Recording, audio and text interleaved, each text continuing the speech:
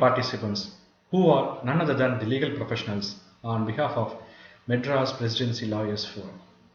This forum had been formed to share knowledge and experience to optimize us in the field of law. As lawyers, we are the role model to the public and live and lead by an example. Even now, we do it by social distancing and that too through internet. Mahatma Gandhi in his autobiography has said, "It was easy to be called, but it was difficult to practice at the bar. I had read the laws but not learned how to practice."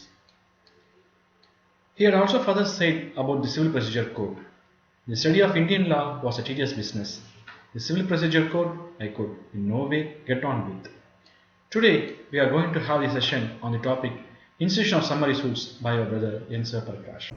Dear friends, today it gives pleasure to introduce my friend N. Prakash, advocate practicing in Madras High Court. He is specializing in both civil and criminal laws. We know each other since 1993, more than 25 years. We both of us graduated in law from Madras Law College. Later, he did a master in law from Madras University. He started his practice by joining Sri N. Nadanarajan Advocate Office, who is none other than his father.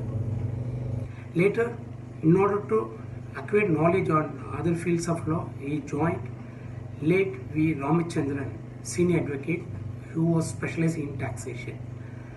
After some point in time, Mr. Prakash joined back as father's office. Until now, he is practicing in civil and criminal laws in Madras High Court. Prakash is very good-hearted and humble person. He is very eminent in the fields of civil and criminal laws. For giving me the opportunity to express my views on the subject. Friends, we should also thank the epidemic corona for it gave us time to think, read and act. It is only an attempt with the intention to enlighten our knowledge, taking advantage of the available time which we did not have previously when the epidemic has not arisen.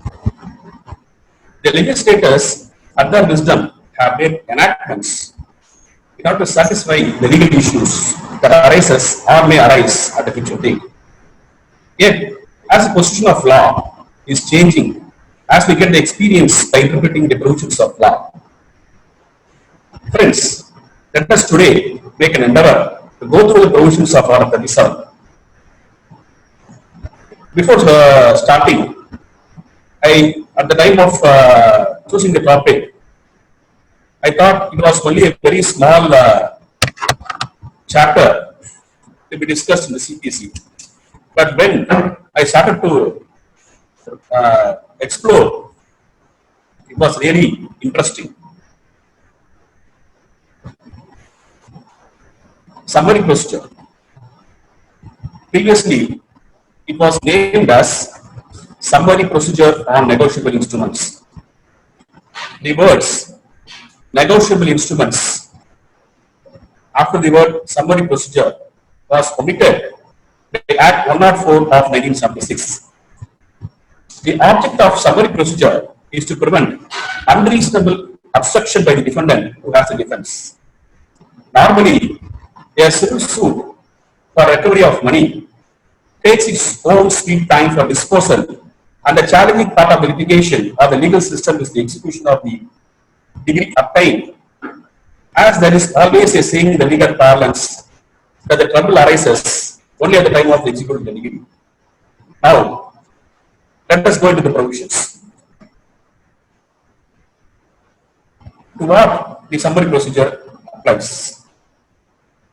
It applies to all written agreement which has quantified the amount payable to the promoter, to the negotiable instruments, even if the endorsement is made over the negotiable instruments as not negotiable,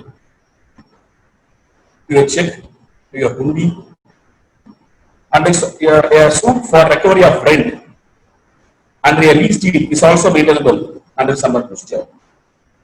And latestly, it has been applied to the credit cards also.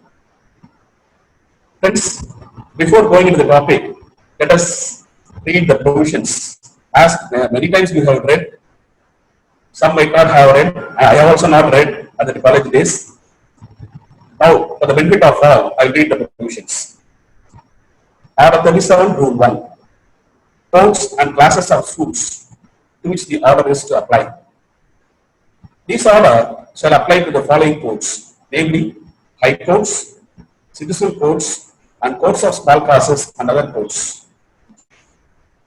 Provided that in respect of the courts referred to in class B, that is the other courts, the High Court may, by notification in the official gazette, restrict the operation of this order only to such categories of suits as it deems proper, and may also from time to time, as the circumstances of the case may require by subsequent notification in the official gazette, further restrict, enlarge, vary the categories of the suits to be brought under the operation of this order as it deems proper.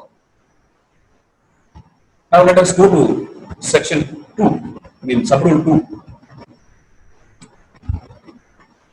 Class 1 reads, subclass 1 reads, a suit to which this order applies may, if the plaintiff desires to proceed hereunder, be instituted by presenting a plaint which shall contain a specific averment to the effect that the suit is filed under this order. This is a very basic or a precondition for this, for the filing of the suit under this chapter. Normally, we file a suit under Order 7 Rule 1. We don't mention any other provisions in an ordinary suit. But in the case of a summary suit, a specific averment to that effect that the suit is filed or laid under Order 37 has to be mentioned. And in another aspect, there should also be a pleading in the plaint that no relief which does not fall within the ambit of this rule has been claimed in the plaint. That is Order 37, Rule 2, subclass 1. This specific averment has to be made in the plaint. And another precondition is that after the name of the suit, title of in the class title, after the number of the suit, there should be an endorsement or an inscription that it is made under Order 37 of the CPC. But as we have seen many plaints, only the body where we mention the provision of law, Order 37 alone is mentioned, and the averment that no other pleadings or no other case which does not fall under the ambit of Order 37 is made. These two only will be found in all the plaints. But the mentioning of the provision of Order 37 below the case number in many of the suits is not found, which is a mandatory. Yet the courts are entertaining the suits, that being the main principle of law, that law is the handmaid of justice. And let us go to the subclass 2. The substance of the suit shall be in Form 4, Appendix B, or in such other form as may from time to time be prescribed. This is very, very important. Normally, while filing a suit under Order 7, we have a separate summons. But the summons to be filed under Order 37 is entirely different. Because it is under Form 4. We have a very good experience in our office. One of our good friend of us, he filed a suit under Order 37. Served on us a summons, normal summons, another summons under Order 37. So on the date of the hearing, from our office we filed a report. It was opposed by the other side by saying that he has not filed an application for leave to defend. So he has no locus standi atonement to the present. That is why, even though he is having a color, we replied to the court by saying that no, no, my friend has served us a summons, an ordinary summons, and not a summons under R37. So it is only an ordinary suit. So I did not file an application for leave to defend. That was our argument. But other side try to misguide us as well as the court by saying that it is by mistake we have sent a summons the regular summons and not a summons under form 4 by stating that it is a typographical error. That is what we usually say in the courts to defend our mistakes. We replied, equally, that could have been a typographical error by mentioning that the suit is filed under Order 37. But in fact, the suit summons has been served is only an ordinary summons. The court came in aid of us by saying that since the summons which has been served on the defendant is only an ordinary summons, it cannot be treated as a suit filed under Order 37. So, friends, I reiterate that whenever we file a suit under Order 37, we have to be very careful regarding the mentioning of the provision as well as the averment that no relief which does not fall under the ambit of this rule has been claimed, and the inscription of the provision Order 37 below the case number, and more particularly the summons which is to be filed for the summary suit. Next aspect is Rule 3, Sub-Rule 3. As soon as, this is the most important one, the defendant shall not defend the suit referred to in Sub-Rule 1 unless he enters an appearance, and in default of his entering an appearance, the allegations in the plaint shall be deemed to be admitted, and the plaintiff shall be entitled to a degree for any sum not exceeding the sum mentioned in the summons. So, what are important in under these provisions is the entering of appearance as well as the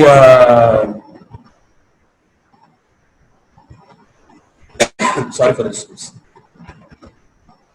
We have to be very careful while mentioning the amount, the sum in the summons as to what is we have claimed. If you are not clear about that, if you say one amount in the plaint and one amount in the summons, so what you have claimed in the summons, that alone you are entitled. Next is Order 3, which Rule 3, which is very important. I will read the provision.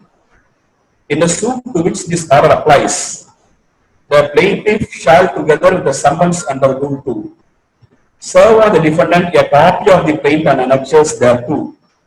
So, the mandatory duty on the part of the plaintiff is to serve on the defendant not only the summons, but also the copy of the plaint together with the annexures, namely the documents. Normally, the attitude of any advocate is by saying that I did not serve you the copies in any other suit. But in the suit under Article 37, the serving of the documents is mandatory. And this is to be done at any time within 10 days of such service. The defendant has to enter an appearance either in person or through pleader. In case he shall file in court an address for service of notices on him. Next, 3 subclass 2 I will read. Unless otherwise ordered, all summonses, notices, and other judicial processes required to be served on the defendant shall be deemed to have been duly served on him if they are left at the address given by him for such service. So, the serving of the documents on the defendant is only after the serving on the plaintiff the address of service. Next is subclass 3. On the date of entering the appearance, notice of such appearance shall be given by the defendant to the plaintiff's pleader, or if the plaintiff sues in person, to the plaintiff himself, either by notice delivered or sent by a prepaid letter directed to the address of the plaintiff's pleader or of the plaintiff, as the case may be. This is also very much important. The entire procedure for the appearance of the defendant is very important one, as this gives rise to various problems. I will read subclass 4. If the defendant enters an appearance, the plaintiff shall thereafter serve on the defendant a summons for judgment in form number 4A in Appendix B, or such other form as they be prescribed from time to time. So, duty is cast upon the plaintiff to serve on the defendant a summons for judgment on the entering of appearance of the defendant. The time prescribed is returnable not less than 10 days from the date of service, supported by an affidavit verifying the cause of action and the amount claimed and stating that in his belief there is no defense of the suit. Next, we will go to sub-rule 5. The defendant may at any time within 10 days of the service of such summons for judgment, by affidavit or otherwise, disclose such facts as may be deemed sufficient to entitle him to defend, apply on such summons for leave to defend such suit, and leave to defend may be granted to him unconditionally or upon such terms as they appear to the court or judge to be just.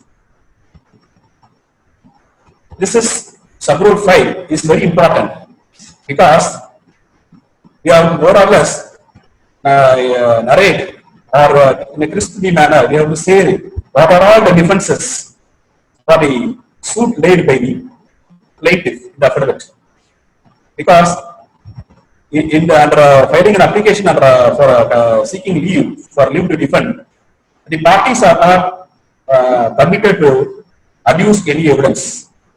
Only upon the documents relied upon both the sides, the court decides whether to grant conditional leave or not, or to reject the leave, or whatever, or simply to put it simplicity for grant of leave. There is also a proviso clause provided that the leave to defend shall not be refused unless the court is satisfied that the facts disclosed by the defendant do not indicate that he has a substantial defense to raise, that the defense intended to be put by the defendant is frivolous or vexatious. Here again, there is no clarity regarding the extent to which the defendant has to prove in the application for leave to defend. Courts only say, by way of interpretation, for grant of leave to defend, that should have been triable issues. Again, what is triable issues have not been defined under the CPC.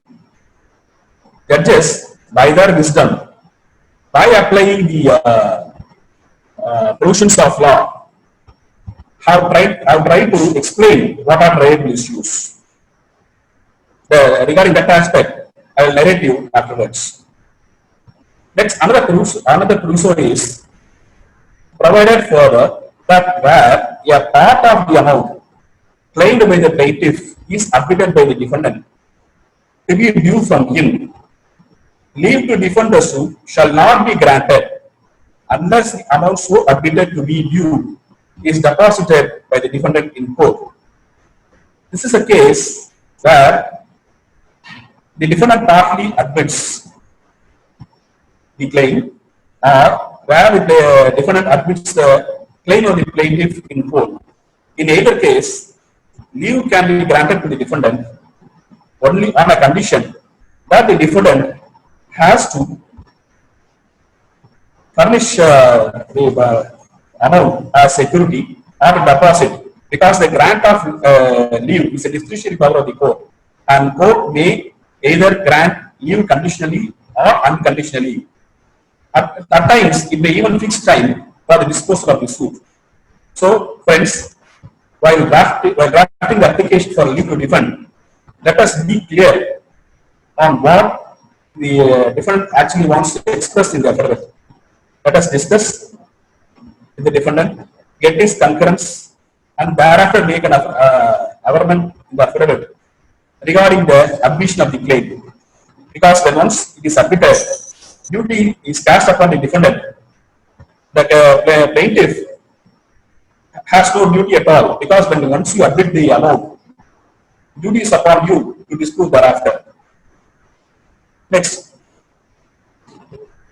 is the situation visualized by the legislature, where the defendant has not applied for a leave to defend the suit. It is subclass 6. I read A.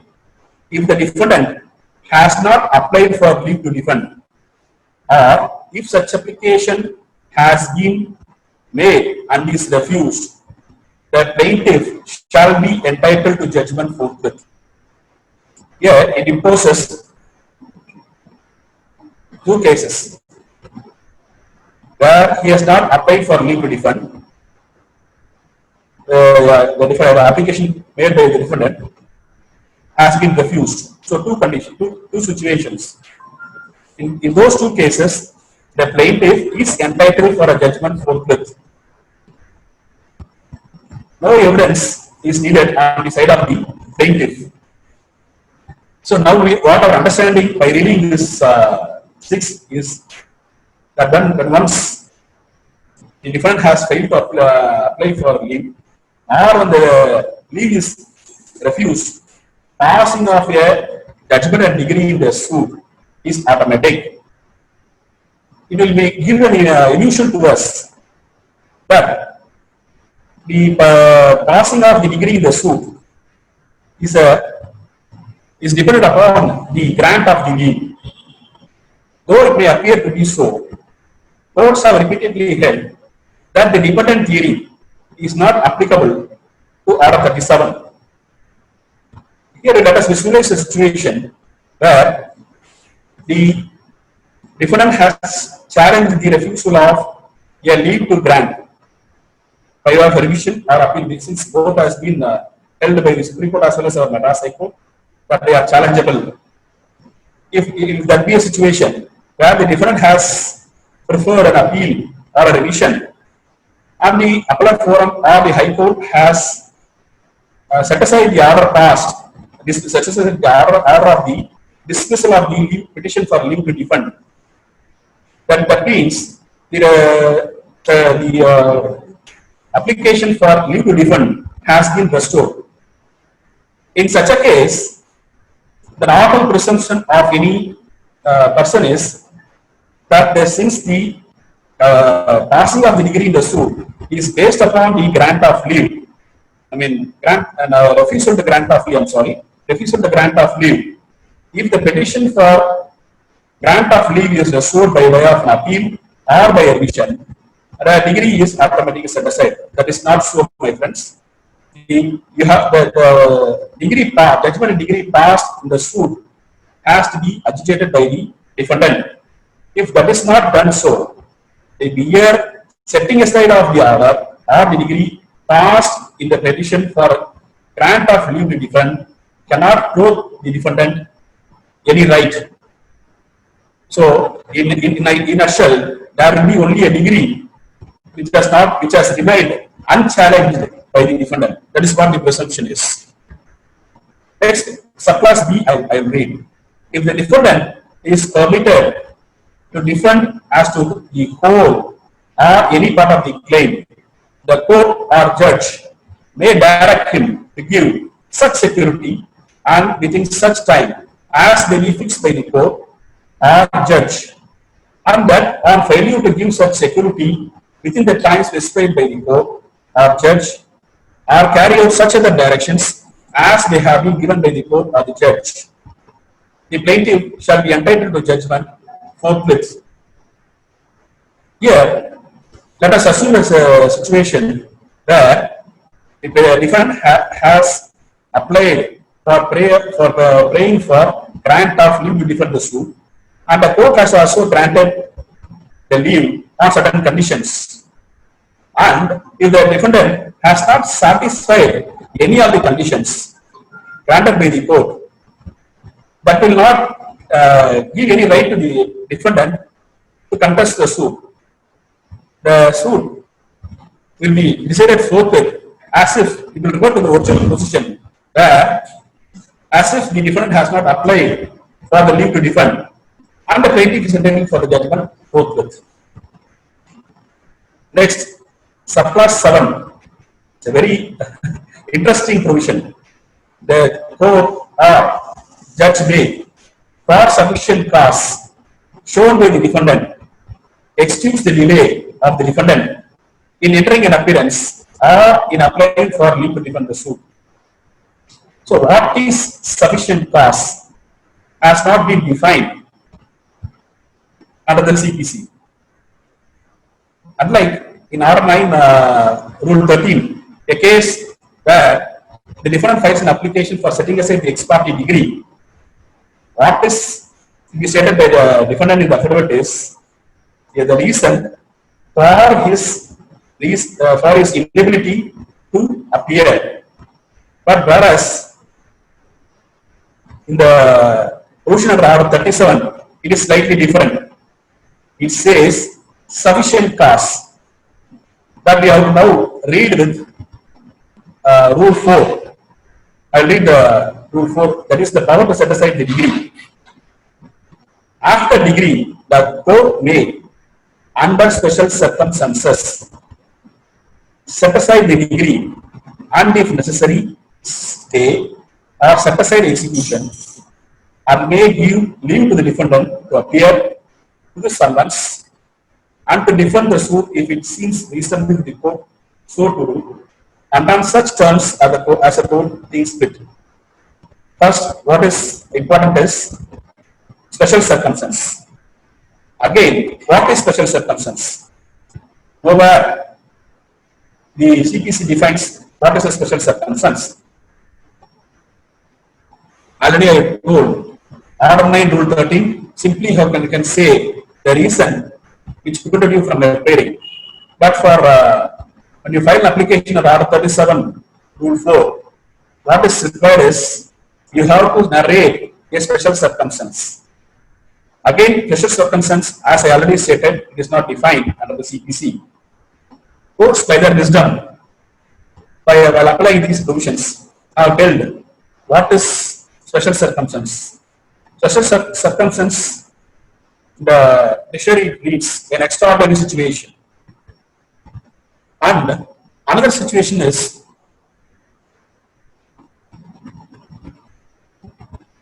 at the time of setting aside the degree,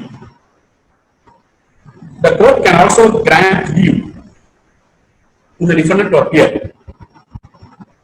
So, here grant of an order for setting aside the degree is of no use, and court has to grant a leave to the defendant for defending the suit.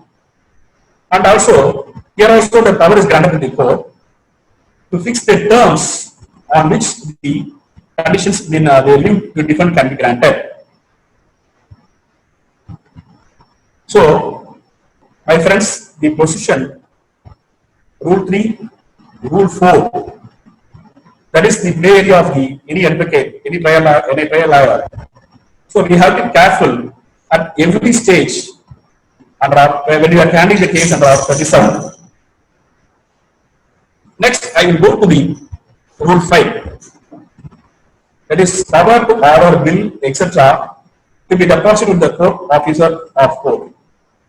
In any proceedings under this order, the court may order the bill, hundi or more, on which the suit is founded, to be forthwith deposited with an officer of the court, and may further order that all proceedings shall be stayed until the plaintiff gives security for the cause thereof. Again, as far as this Rule 5 is concerned, I searched in all the books as well as the online also. There is no case law for this particular provision. And next is Rule 6. I will read the provision. Recovery of cost of noting non-acceptance of dishonored bill or note. The holder of every dishonored bill of exchange or promissory note shall have the same remedies for the recovery of the expenses incurred in noting the same for non-acceptance or non-payment or otherwise by reason of such dishonor as he has under this order of recovery of the amount of such bill or note. This will satisfy the cost to be incurred by in expenses to be incurred by the defendant while presenting a negotiable instrument. Suppose if a check is presented and it is dishonored, the plaintiff is entitled not only to claim the amount mentioned in the negotiable instrument, but also the expenses of dishonoring the, let us assume dishonor of a check. Banks will not normally deduct an amount from the account from the amount of the account holder when the check is presented. So, if the amount is very less, it is negligible. Suppose let us assume where the amount is heavy, the amount to be deducted from the account of the plaintiff will be more. So, this Rule 6 empowers the plaintiff to claim those amounts also which the plaintiff has incurred because of the failure of the defendant to honor the same. And again, as far as this rule is concerned, there is no case law at all. It is only by experience the judges are passing the claim of the expenses made by the plaintiff of dishonoring or non-acceptance of the negotiable instrument. Next provision is Rule 7. Same as provided by this order, the procedure in suits hereunder shall be the same as the procedure in suits instituted in the ordinary manner. Again, as far as this rule is concerned, there is no case law. It is only by practice. Now, by going through the entire Order 37, I have read, friends, I have read the entire provision. By going through the entire provision, what have been contemplated or what have been mentioned in Order 37 is only regarding the appearance or non-appearance of the defendant alone. The appearance or appearance is there, non-appearance of the plaintiff. Visualizing that situation, no provision has been mentioned under Order 37. Another circumstance, this Rule 7 comes to the aid. Let us assume a situation where the plaintiff has failed to appear. In that case, the court may dismiss the suit. Under the circumstances, the plaintiff cannot be left with any remedy by simply saying that no provision is mentioned in Order 37. In that case, we have to file an application under Order 9, Rule 9. Normally, we will file a rented provision of Section 151, which is the class in which is a section mentioned by any advocate who forgets the provision of law. So that comes to the aid of the plaintiff for filing an application for restoring a suit which was dismissed for default. And this provision, my view is, also enables the application of Section 5 of the Limitation Act. Because these provisions under Order 37 mentions at every stage what all to be done by the parties. In that case, by the defendant, I will restrict my statement. It states about the defendant. If any act is done beyond that period under Order 37, the plaintiff has to file an application for leave to defend within 10 days. And if not, the suit will be decreed. In case for setting aside the degree, then Article 123 comes to the aid of the defendant. It stipulates that 30 days is the time for setting aside the ex parte orders made. If any act is to be done by the defendant beyond the period of 30 days mentioned under Article 123, then the only aid for the defendant is under Section 5. Friends, I will repeat, Section 5 is applicable for Article 37, both for the plaintiff as well as the defendant. Now, friends, we have been discussing about the word tribal issue, and I have been saying that the word tribal issue is not defined under CPC. Judicial decisions have defined the word tribal issue as a method to find out whether the defendant would be able to resist the suit successfully if he proves the case. So, friends, I recall for the grant of leave to defend, raising of a tribal issue by the defendant in the affidavit while in support of the application for grant of leave to defend is mandatory. If no tribal issue is made out, the grant of leave cannot be granted and the same has to be dismissed. If the same is dismissed, then the automatic provision is the passing of the degree. The plaintiff will be forthwith entitled to a degree. I will further clarify this tribal issue. It is nothing but a fair dispute to be tried as the meaning of a document on which the claim is based. Here, the claim under Article 37 is based on a written agreement or a negotiable instrument. If that agreement or the negotiable instrument is disputed by the defendant, the meaning in the sense, the veracity or the legality of the document, if that is raised, then the defendant will be entitled to a leave to defend. Here again, the courts at the time of granting the leave to defend has to apply its mind whether any tribal issue has been raised by the defendant. Even if the court has a doubt regarding the bona fide of the case put forth by the defendant in the affidavit, the court has the discretionary power either to reject the application for leave to defend, or it may impose some conditions for grant of leave. So we have to be very careful at the time of drafting the affidavit for leave to defend.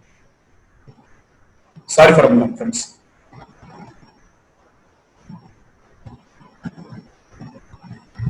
Normally, what will be the attitude of a trial advocate or a lawyer is that let us have an application, let us see what is going to happen at the time of the inquiry. We will try to disprove we will try to prove our case based upon the documents filed by the plaintiff. So, if you take that leisurely approach or a casual approach, then we will be in suit. Because I again reiterate, the grant of leave is a discretionary power of the court. Next, my friends, the topic in the word special circumstance I already stated has not been defined under the CPC. If you see the dictionary, it reads something exceptional in character, extraordinary, significant, uncommon. So, while filing application for setting aside the degree, it is not sufficient. It is not appropriate to simply state the reason for our non-appearance or a sufficient cause alone. More than that is required under Order 37. Let us assume a case where the present lockdown announced by the court. Let us assume a situation where the court has issued summons prior to lockdown and the hearing date is thereafter. Let us also assume a situation where the courts are functioning and also the situation where the defendant has been prevented because now in certain districts there is lockdown, complete lockdown. Certain districts there is no lockdown. I mean, lockdown is limited. And if the defendant is in another place where he is unable to come to the court, which has issued the summons, he can plead this as a special circumstance because it is extraordinary.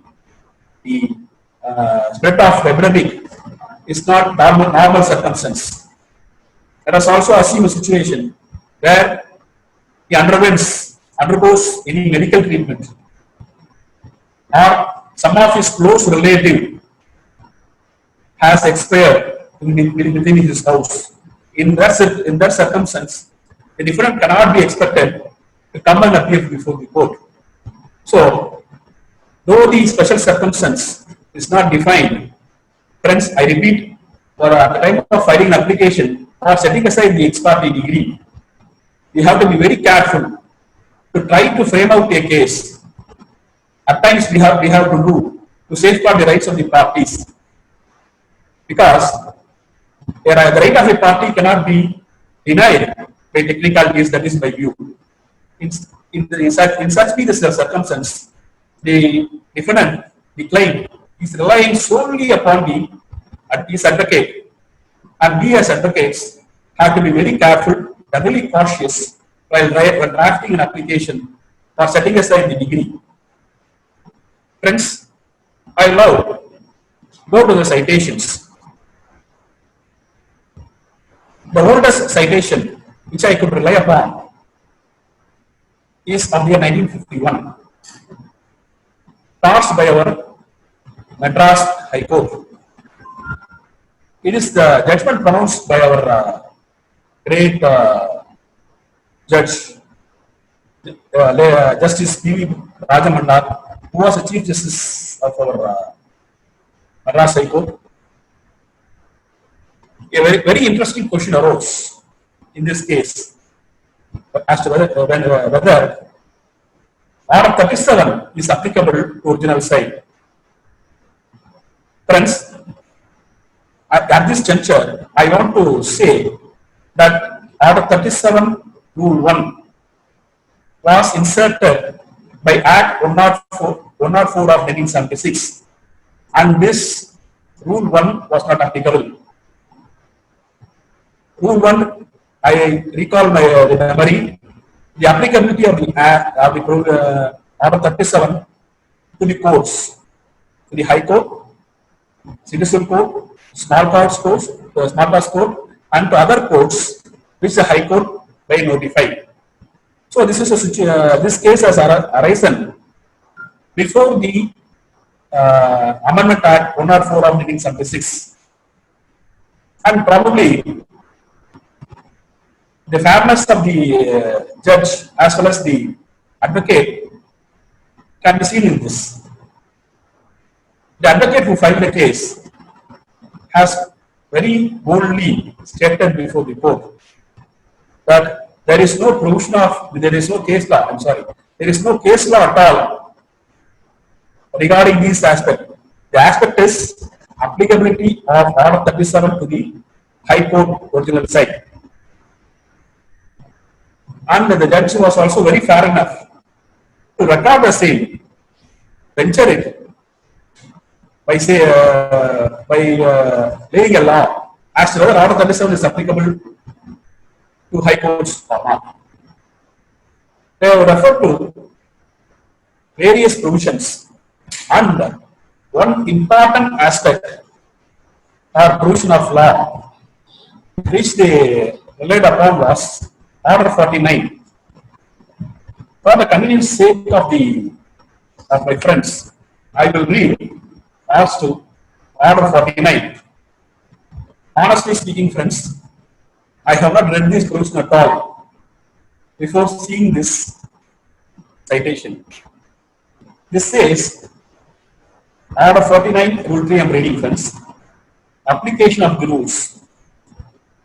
The following rules shall not apply to any chartered high court in exercise of its ordinary or extraordinary original civil jurisdiction, namely Rule 10 and Rule 11, classes B, C of Order 7, and Rule 3 of Order 10, Rule 2 of Order 16, and Order 38, Rule 5, 6, 8, 9, 10, 11, 13, 14, 15, 16, Order 20, Rule 1 to 8, Order 23, Rule 7, Order 11, Order 41, Rule 35. So, the CPC has categorized what are all the provisions of CPC which shall not apply to the chartered high courts. Under this Order 49, friends, the Order 37 has not been mentioned. Justice Rajamanna, known for his legal acumen, has said that Order 49 Rule 3 does not preclude the applicability of Order 37, and so held that the Order 37 is applicable to the original site. We rarely find such a judge today. Next oldest judgment is AR 1953, Madras 909. This is the case of a Madras High Court again, pronounced by Justice Govinda Menon Ethan was. This was a case, a very peculiar case, where the hearing date of the case was mentioned wrongly in the summons by the court, and the plaintiff tried to take advantage of the same by sticking to the technicalities by saying that the defendant has not filed an application for leave to defend within the time of 10 days, and so pleaded that the plaintiff is entitled for a degree as prayed for. Justice Govinda Menon came to the aid of the defendant by saying that when it is a mistake of the court, he has recorded in this judgment, when there is a mistake of the court should come to the aid of the defendant. And further, his lordship has held that the time of 10 days mentioned in the provision under the Order 37 is flexible when the hearing date has been mentioned. These two particular judgments, friends, I was really fascinated by the way the judges have appreciated the provision of law. Next leading case under Order 37 is AR 2016 SC 5321, formerly called as IDBI Trusteeship case. This was announced by the Honorable Supreme Court, Justice Lokin Nariman. It's a very landmark case. Till that period, the position of Lord Order 37 was very, and his lordship has stipulated what are all the position which can be visualized under Order 37. I will, for the convenience of our friends, I will read one by one. If the defendant satisfies the court that he has a substantial defense, a defense that is likely to succeed, unconditional leave to be granted. So, again, his lordship stresses substantial defense. A defense which is likely to succeed. Succeed in the sense, succeed in the case of the defendant. In that circumstance, unconditional leave to be granted. Here, the testing point is to prove the trustworthiness or to create a doubt in the mind of the judge about the genuinity of the averments in the plaint as well as in the documents. Next is a trial indicating triable issues. Again, a fair and reasonable defense. Unconditional leave to be granted. Here again, my friends, we have to be very careful at the time of filing an application for grant of leave to defend. In the very same judgment, his lordship has held that if frivolous or no genuine triable issues have been raised by the defendant in the affidavit, leave has to be rejected. And one another position is, if any part of the amount claimed by the defendant is admitted as due, leave to be granted unless the amount so admitted is deposited. So, this is also a very important area because we have to be very careful while mentioning in the affidavit by admitting the part of the claim or the whole of the claim as the case may be. Simply because for the purpose of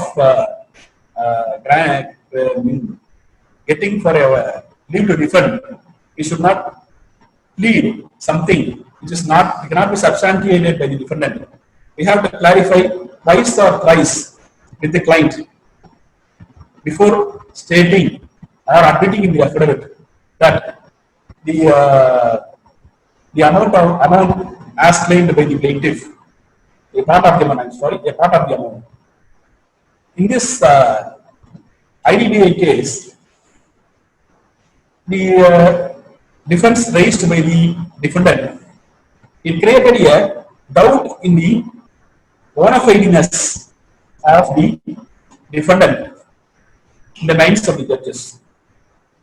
Like the sense, the judges doubted the bona fideness in the claim, in the defense of the defendant. So the prayer for grant of leave was rejected.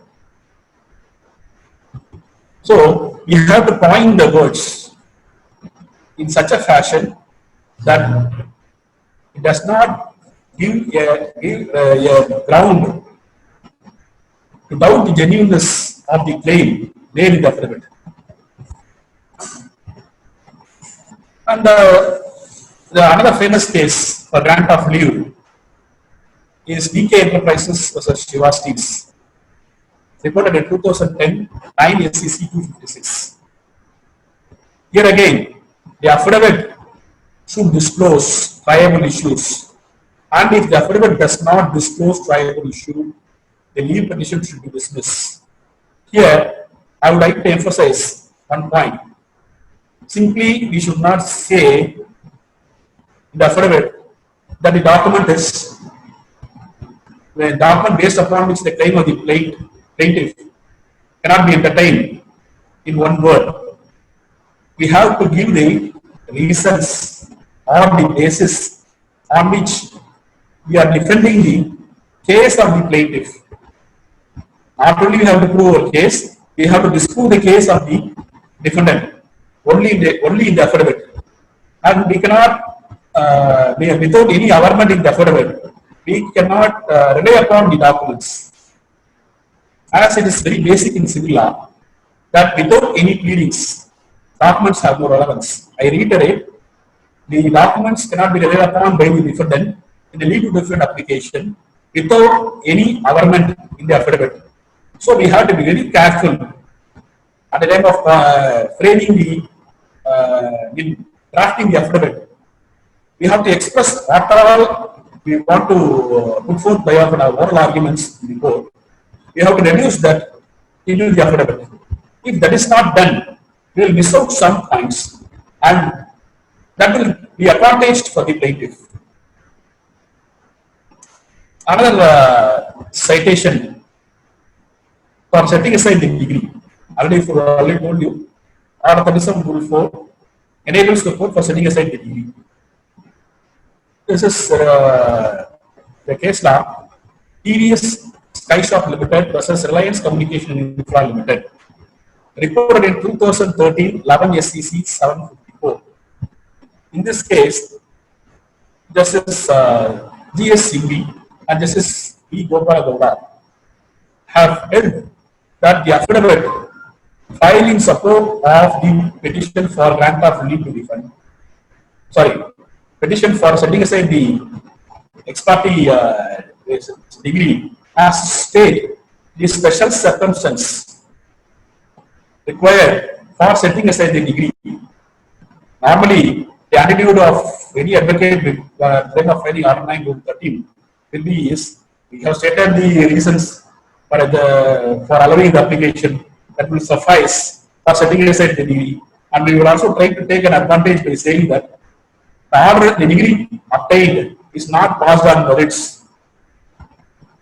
So I am intending for setting aside of that will be the normal approach of any advocate.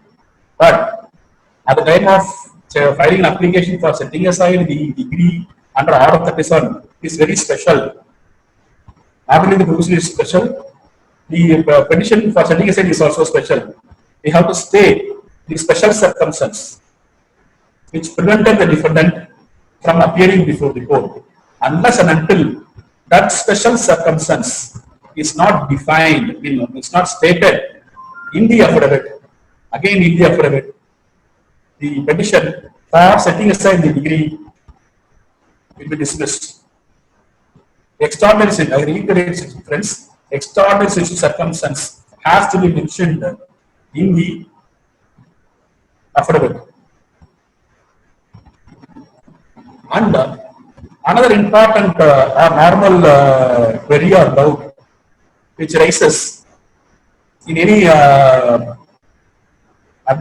counsel is that whether appeal or revision lies as against the order passed in the petition for grant of leave to defend.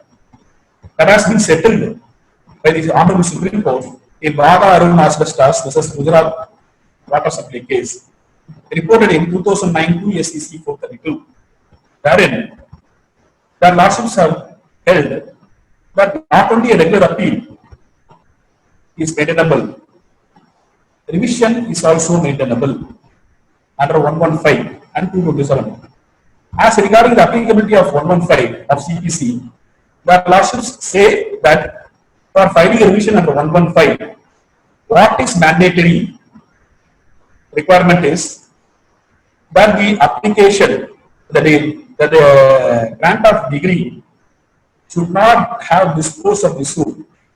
Here, the refusal to grant of degree has not disposed the suit, and so 115 is applicable.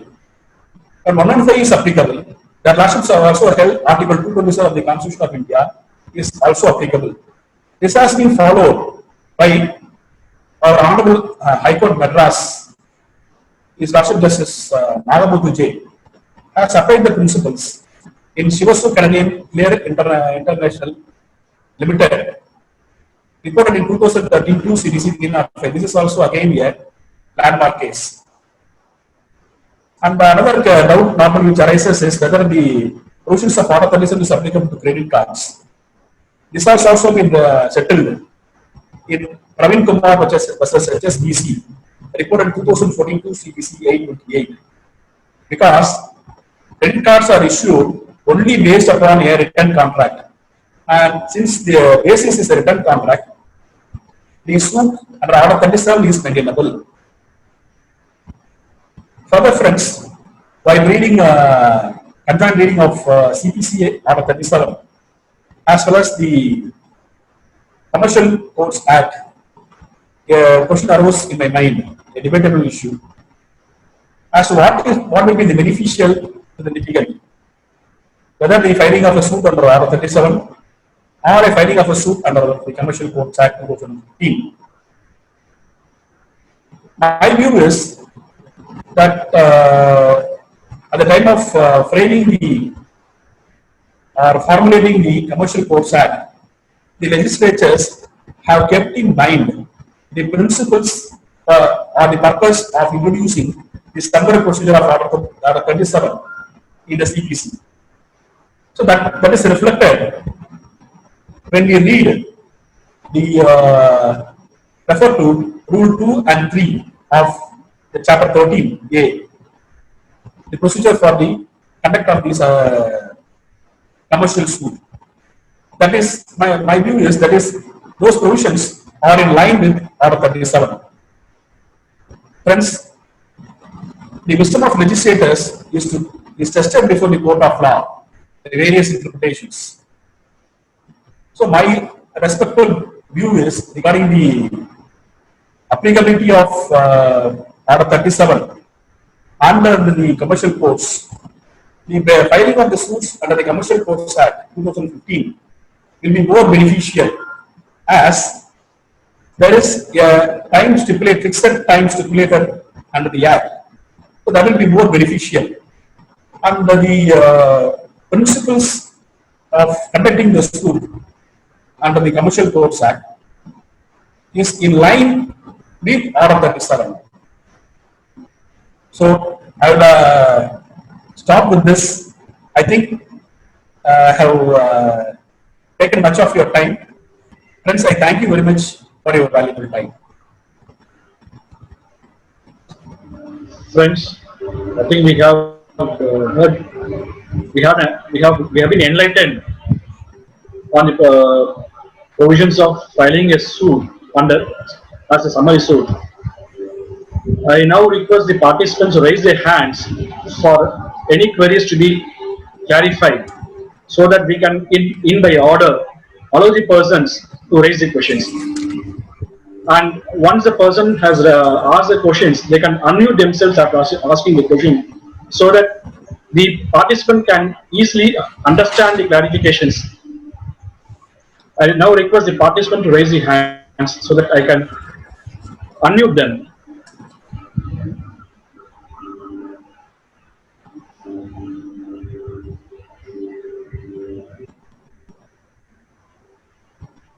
Mani, before allowing the persons to ask the question, only one or two lines I want to say. Friends, I have made an endeavor to concise the various provisions of Order 37, and also I have laid on, I expressed my views on that. Certain points I might have missed out. If I have missed out any points to be mentioned, you are at free liberty to enlighten me. That's all, Manikandan. The participants can proceed with the questions. Yeah, dear friends, there will be an icon on the right side of the participants column to raise their hands option. Once you click on that, I'll be able to unmute you, so that the questions can be raised. Now I'll unmute Mr. Ravi Meenakshi Sundaram to raise his questions. Sir, after filing case by the bank or institution, Yes. both the parties not attended the first hearing, and the court has adjourned after a month second hearing by adjudicating fresh summons, fresh notice to both the parties. You mean Whether Order the 37 respondent now get the leave to defend provision. You mean a suit under Article 37? Yes, Sir, it is the duty of the defendant to file an application by entering appearance. You have to file an application in the court, even though the hearing date is after a month. Duty is cast upon you to file an application for leave to defend within 10 days of service of summons. You will not wait for the hearing date. If you wait for the hearing date, the Article 37 will not wait for you. I now call upon Mr. Kanmani to raise his question. Good evening, brother. Good evening, good evening. Good evening, brother. How are you? Yes. Fine, brother. Sir, How about you? fine, brother. Only one question from my side. If you are filing 138 under before magistrate court, whether Yes. shall we file parallelly before under summary proceedings? Yeah, we can file, provided we get the original documents. Yeah, in adding to my brother's Without 1 minute, without the documents, either of the things cannot be filed. And on before one forum, you can get a certificate copy and file it. Yeah. Parallel you can do it. There is no bar at all. Okay. If so, you are filing whether the WGO body will apply. That will not apply. That is only by institution of under 138 proceedings only a penal law. And the institution of somebody suit is for recovery. That cannot be equated. Both cannot be equated. You can simultaneously raise both the avenues. Brother Kanmani, Shall I ask one more? Only one thing, but the dismissal of the 138 proceedings might have a bearing on the civil suit. Or for the grant of leave. Okay. Shall I ask one more question, brother? Yes, if possible, I will answer. Obviously, you will. Okay. If you are getting an order before the magistrate court Yes, for double the amount as per the provision, yes, we are getting the double the amount as per the 138 proceedings and before. it means compensation, fine amount. Oh, thank you, brother. I now call upon Mr. Rajasingaravelan Ramnath to raise his question.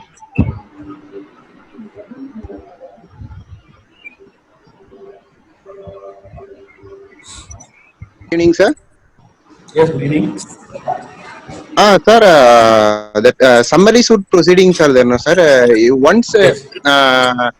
if the leave to defend is allowed by the court, the leave Yes. is granted. Yes. Is there any time bound to complete the case, sir? If As summary per suit, the provisions of part of the result, there is no time limit. No time is stipulated, sir. okay. Then But the once the written statement is filed, leave is granted, written statement is filed. Trial will start immediately. Why should we wait for the trial? Trial to begin. okay. I don't find any Clarified, other sir? Is it clarified? Yes, sir. Thank you. Yeah. I don't find any other person raising their I have a hands. question. Yeah. Sir, so now there is a position where there can be either. Sorry, can you hear me? Yes, go ahead. Yeah. So there is a possibility I that think the probability. both suit under order 37, also a regular suit can be filed.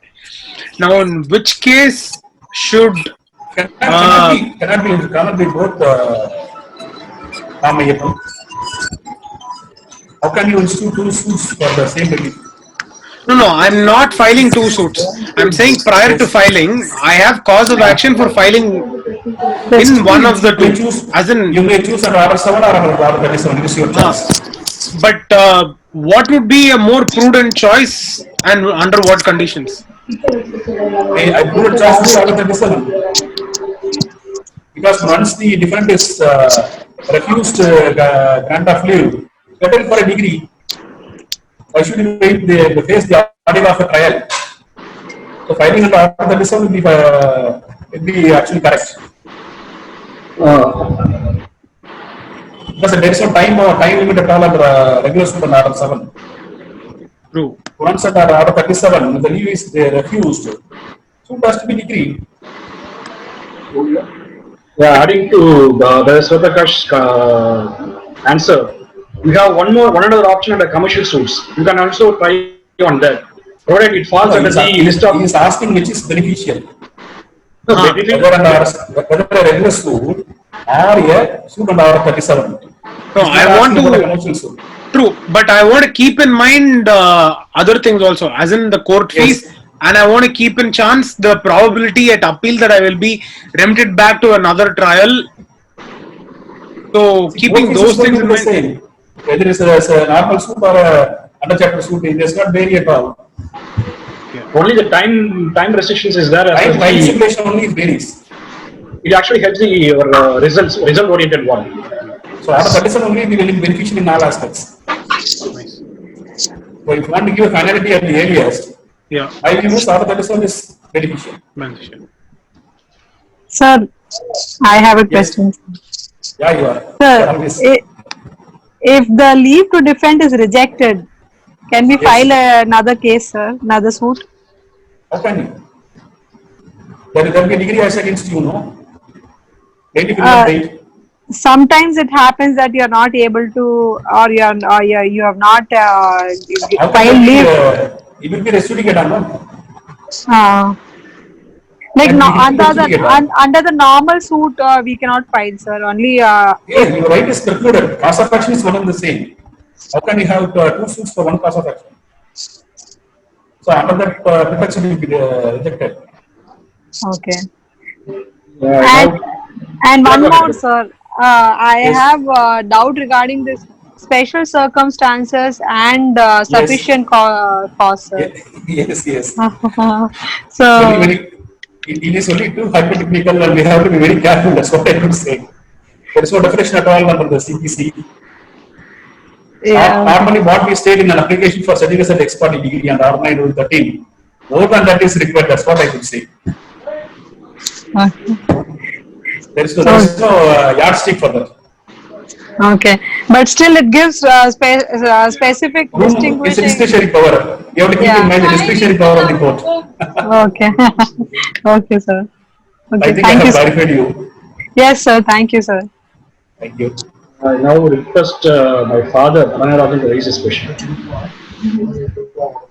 Hello. I think the question will be much more difficult for me, but more tough. I think now Swaprakash will be passing a judgment for the query that is going to be raised now. I don't think so. I can even answer. How can I go pass a judgment? That will be much easy in passing a judgment because you have a right of appeal. But in the sense you say that I'm going to blabber. No, it's not a question. It's not a question of blabbering. It's a question of right of appealing. Appealing to a higher forum is also there. Wherein there'll be bench. No higher forum has certainly has been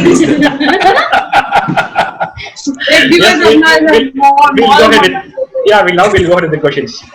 Hello. Yes. Hello. Yes, it's audible. Yeah. Not audible. I am not putting up any additional question, but only.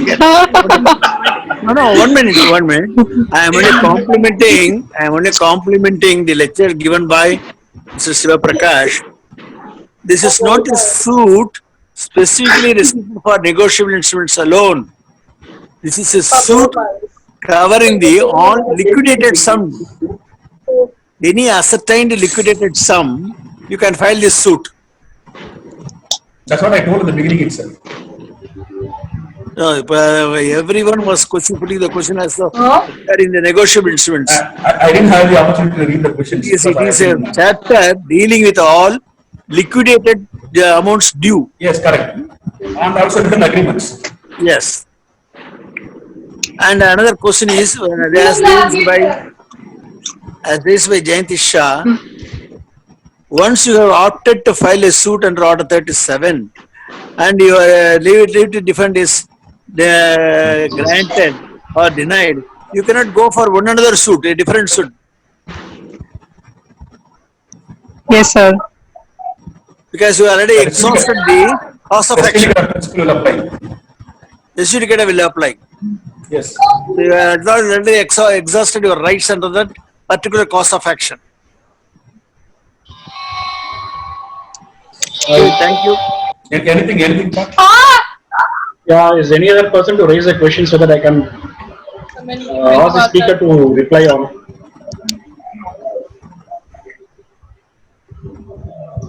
Because I'm not able to find any person raising their hands to raise a question. I think everyone is fully clarified with the commentary that has been. Mari, I think I have not clarified the participants. No, probably Mr. Ramesh Kudi will be raising the question. I think Mr. Ramesh Kudi is eagerly ready to raise the question. So I'll unmute Mr. Ramesh So Kudi. you are inventing a problem now. No, it's not. It's a question of getting everything further on the topic. Well, lighter sense. I think I call upon Mr. Ramesh to raise his questions. Prakash, Yes. I understand that we have a peculiar jurisdiction even for applicable for summons. Am I right? Some? Peculiar jurisdiction. There is no peculiar jurisdiction. It is applicable to Summary suit High can be Court. filed at various courts, right? Yeah. It says it is applicable to High Court, Civil Court, Small Class Court, and other courts.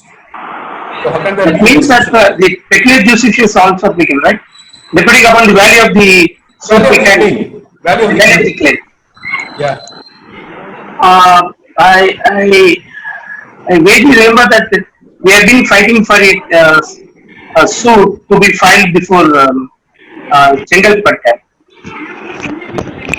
on under chapter suit. Where we could find out a notification issued by the High Court Registrar extending the jurisdiction of the Order 37. yes. Can you please explain about that so that the viewers, the participants can have There is more no knowledge? itself is very clear. Order 37, Rule 1 says what courts it applies. There is a proviso class. I read the proviso class for better understanding. Provided that in respect of the courts referred to in class B, class B says other courts. The High Court may by notification in the official gazette restrict the operation of this order only to such categories of suits as it deems proper, and may also from time to time, as the circumstance of the case may require, by subsequent notification of the official gazette, further restrict the not avail. So it is very clear. So the power is vested in the High Court regarding the applicability of Order 37, other than the courts mentioned, Civil Court as well as the Small Class Court. If there be any other court is constituted, for applicability of Order 37, there should be a notification by the High Court. If there is no notification, you cannot lay a suit under Order 37. Now it is now one down, and in all subordinate courts, suits are being filed under Order 37. Is there any rationale for extending the jurisdiction? Suppose if it is not, if a particular court does not have a jurisdiction under 37, as a litigant, do I have the right to approach the jurisdiction High Court to extend it? What is the rationale for extending the jurisdiction?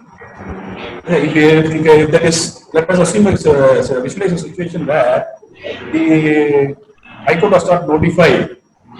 In that circumstance, if you want to file a suit, then the option open to the litigant is to file a writ petition, praying for an issuance of the gazette notification regarding the applicability of Order 37. There is no other way out for the litigant. Writ petition is the only course. Thank you. I have clarified you, or I have given some answer. He will say yes. Very much. He will say yes only. Yeah. Yeah, I can, Mr. Ramesh Kudi, you can unmute yourself. I now request Mr. Prabhakar to raise his question because he has been waiting much time. No problem. So I am just giving an opportunity for him to raise his question. No problem. Good evening, Sir Prakash. Good evening. Good evening. On clarification made by Mr. Ravi Meenakshi Sundaram, Yes. he said that you have to file after appearance, the defendant has to file a leave to defend petition.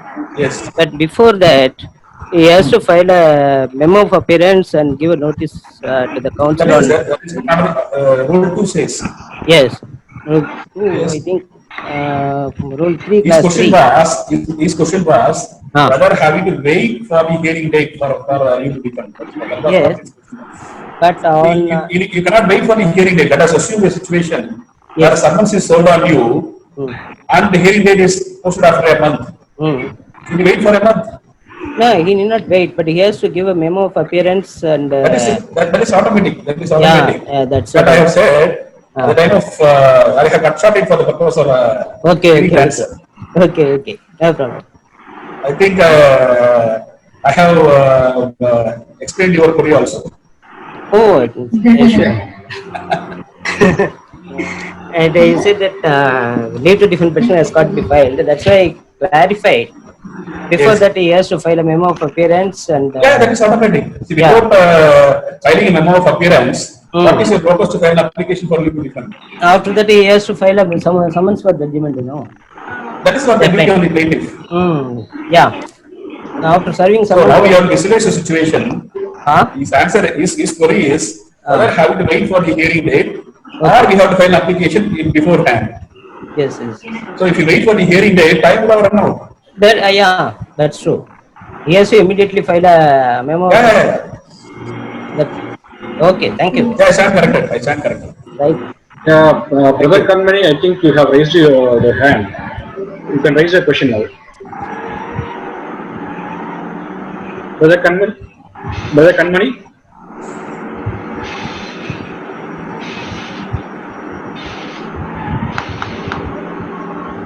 Yeah, Brother Kanmani, you can go ahead. Yeah, I'm audible, brother. Yes, brother. Yeah, you are audible, brother. You can proceed. In last the proceedings, the amount has been the amount has been consolidated. That we can file The parent, let us assume parent or willful default. Yes. Shall we file? Yeah, after that some suit is made because the amount is liquidated. Yeah. Fixed. Right. On an ascertained sum, you can file an after that some suit. There is no bar at all. One more doubt. If it is an already degree has been passed by by a tribunal, whether we need to file fresh suit under 37 or we can go for an execution of proceedings, EP, by way of EP. The option is open to you. What you want, what is the relief you want? Whether you want possession or whether you want money. If you want possession, you file an EP. If you want money, it is options open to both. Both the options are open. You can execute the degree as well as similarly file a suit. If it's it's better choice to go with EP proceedings. EP, somebody you know the difficulty of any advocate or party. My lecture is I told all the problem arises only at the time of execution, not at the time of conducting the case. I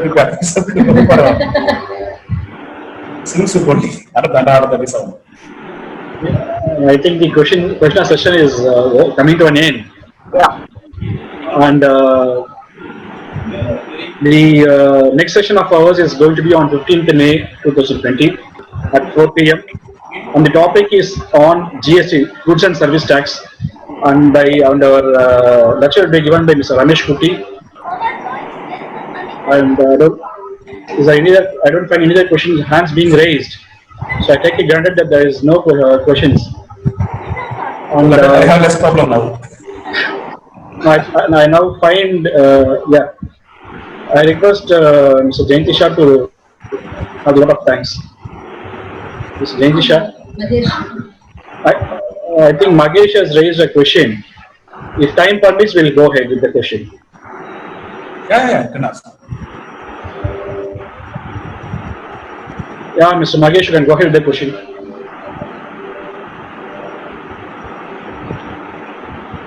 Mahesh, you have to unmute yourself so that it will be easy to go on.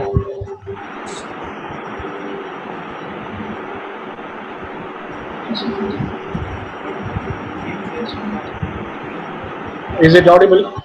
Mahesh, is it audible for you? Yes. Now it is audible. Yeah, go ahead. Sir, I was clapping my hands for Mr. Shiva Prakash. I thought you were raising a question. No, I thought I'm raising a question. Normally in the lab college, you will say, we raise all our voice for the lecture to keep quiet. No. It was really very nice session, sir. That's why I was clapping my hands. Yeah.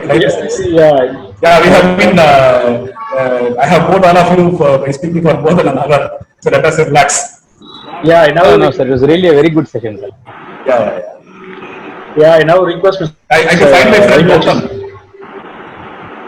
Gautam, I am not able to see you in the participant list. Jayanti? I think it is named as Galaxy Film, right? Yeah. Galaxy. I'm extremely sorry, brother. No, it's fine. It's my fault that I did not put a name there. No, probably is in the Galaxy. No, probably you would have been doing this in some other session, but not identify yourself. But fortunately, you are in a good session, so you can identify yourself. Oh, fair enough. Whichever way you look at it. Just let it end, brother. You can go ahead with the session. No, it's a very, first place, I would like to congratulate Shiva for an excellent lecture. Okay, on that, in the first place. And my query is a little jaded in the sense that, see, now with the advent of IBC, where the jurisdiction of IBC has been extended to individuals also, how relevant is summary suit going to be in the coming period of time? What do you think is the advantage of having a summary suit or filing initiating proceedings under IBC? IBC, it takes its own sweet time, they might. 20 days, Filing under commercial suits or rather that's a beneficial claim, right? Yeah, adding to Mr. Prakash, I think the commercial suits is a much better one. See, all these things to work towards a speedy justice and a relief to the litigant. In that sense, I think it becomes a choice of forum for the. I think today's litigants have the choice of forum. Luxury of choosing a forum, which is again more. The cost of let me add only one thing, Gautam. The cost of litigation under IBC will be less when compared to the suit. Yeah, even a couple of days back, and more importantly, they don't have to establish a claim as against showing a prima facie. But that is a case where there is an ascertainism. Correct. Exactly. No, not necessary. In IBC, ironically, they don't have to look at an ascertain sum at all. That's the amendment that has come through. Which is why I feel that in today's thing, IBC may be marginally more advantageous than summary suit. So, which is why that's why you touch the topic of commercial suits. Correct. Where I have some knowledge. Yeah, adding to it, a couple of days back, the Union Law Minister has made an announcement that the granting of time under the commercial suits has to be restricted and not more than 3 hearings has to be given. Correct. That was his contention was. And in that case, the Act has to be amended. Yeah, I think we'll have to go under that procedure that is the direction that is given for CPC also. No, it's procedural. It is not mandatory. So it's a directory more than mandatory. So I think in any litigation that's going beyond 4 months, you cannot extend. No? You cannot extend. You cannot extend the time of litigation. Anyway. That is the preclusion under the Commercial Courts Act. And anyway, congratulations again. It was a lovely lecture. I enjoyed myself thoroughly. You can unmute yourself, brother, so that you can go ahead with the next one. Yeah. I think there is one other troublesome question is going to be launched to the speaker by our uncle Captain Arulmani. So I'm going to unmute him. Yeah. Go ahead. Oh. Yes. Good evening, everybody. I've been I can only say only one thing. I know Shiv Prakash will definitely deliver a good lecture, or he'll make the evening memorable one. But I never thought that he is one person who can really talk very fluently like this, because I haven't seen him. I've seen Anna Nadanrajan, talking in the court, presenting the cases in the court. I've seen it, but I've not seen Shiv Prakash so far, nor Manikandan also. Really, it was, though the subject I was able to accept or understand or assimilate 30% of what he was talking. And even though I could only understand that much, the flow in which he was going, it was really fantastic. Normally at this time, between 4 to 5, I will be sleeping. My entire sleep was not disturbed, in the sense I was trying to concentrate more on what he is trying to say, what he is saying, how is he presenting himself, how is he going in a in a systematic way. It was really it was a pleasure for me.